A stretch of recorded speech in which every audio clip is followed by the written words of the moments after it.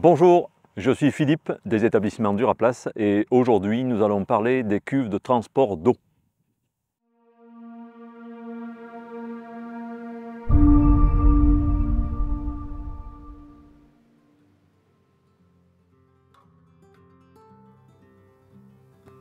Combien coûte une tonne à eau? En fait, pour déterminer le prix d'une cuve à eau, il faut prendre en compte plusieurs facteurs. Premièrement, le matériau dans lequel elle est constituée. Deuxièmement, le type de cuve. Troisièmement, la capacité de cette cuve. Et quatrièmement, son lieu de fabrication. Le matériau, lui, c'est un facteur déterminant parce que, évidemment, vous connaissez l'acier galvanisé, vous connaissez le polyester, le polyéthylène, et encore dans le polyéthylène que nous utilisons chez Duraplace, vous avez plusieurs catégories donc, et nous utilisons uniquement du polyéthylène qu'on appelle compound, c'est-à-dire qu'il est directement teinté dans la couleur finale de la cuve. On n'a pas de mélange à sec, parce qu'on s'en rendait compte il y a quelques années en arrière que c'était en fait problématique, ça pouvait causer des fragilités. Voilà. De plus, ce polyéthylène-là, en fait, on l'achète dans une haute définition au niveau des traitements UV. Il est vraiment très fortement traité anti-UV. Lorsque sur le marché français, en général, vous trouvez de l'anti-UV 8, nous sommes traités anti-UV 16. Et ça, qu'est-ce que ça veut dire? Ça veut dire simplement que lorsque on teste la matière, on la met sous un rayonnement solaire intense, en pleine agressivité, 24 heures sur 24, pendant 8 ans ou pendant 16 ans, et cette matière, elle résiste. Ce n'est que par la suite, au-delà de ce temps-là, qu'elle risque de se dégrader. Donc pendant 16 ans, pour Duraplace, la matière est en plein soleil, pleine agressivité, il n'y a pas de nuit, il n'y a pas de nuages, il n'y a pas de brouillard. Pleine agressivité constante à 24 heures sur 24. Ensuite, le type de tonne. Évidemment, le type de tonne, vous pouvez avoir la tonne sur châssis roulant, qui va comprendre tous les éléments nécessaires à ce que vous puissiez la tracter avec un tracteur.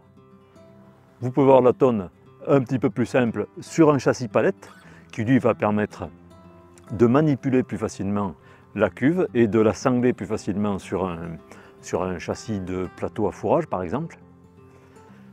Ou vous pouvez avoir la cuve elle-même toute nue, simple, que vous allez fixer ou avec des sangles ou avec des axes.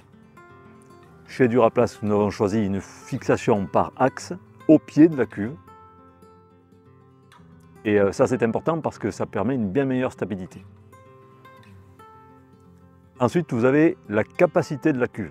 Évidemment, chacun comprendra qu'une petite cuve coûte moins cher à fabriquer qu'une grande cuve. Voilà, c'est tout simplement là le raisonnement. La quantité de matière première, elle est différente. Donc le prix il est forcément différent. Ensuite, le pays de fabrication. Donc nous, Duraplace, nous sommes basés en France. Nous faisons notre production en France, nous suivons notre production en France. Les frais de livraison aussi ont une importance parce que, évidemment, nos cuves étant légèrement arrondies, voire parfois ovales pour certains modèles, elles sont un petit peu plus compliquées à transporter que des cuves rectangulaires, anguleuses, qu'on va pouvoir empiler, etc. Donc les frais de transport sont peut-être un peu plus importants. Mais on sait aussi que par rapport à ça, notre produit, si on l'a conçu comme ça, c'est qu'il va mieux résister aussi. Tout ce qui est anguleux pour le polyéthylène, en fait, ça crée des fragilités. Voilà, c'est sujet à rupture. En plus de ça, chez Duraplace, nous avons un design innovant qui permet la fixation par les pieds.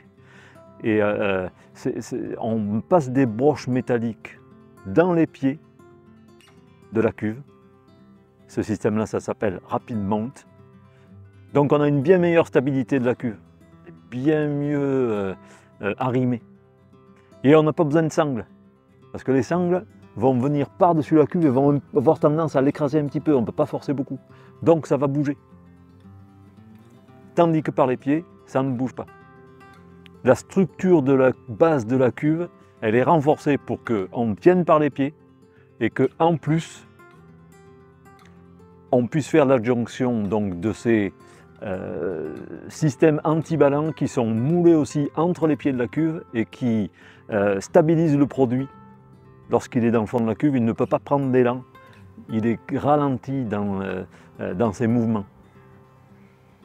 Donc tout ceci, ça garantit une rigidité et une longévité inégalée à nos cuves. Donc finalement, ce sont aussi des économies à long terme pour vous. Alors, la fourchette de prix pour la cuve à eau, pour une cuve toute simple, petite, on peut être autour de 500 €, alors qu'une cuve de grosse capacité, sur châssis roulant, homologué route, etc., on va pouvoir aller jusqu'à 12 000 €. Là-dessus aussi, vous aurez des possibilités de joindre des options d'anti-ballant, par exemple, avec les balles baffles, des options de couleur, de conformité sanitaire, etc., qui vont pouvoir influencer aussi le prix final de la cuve que vous aurez choisie.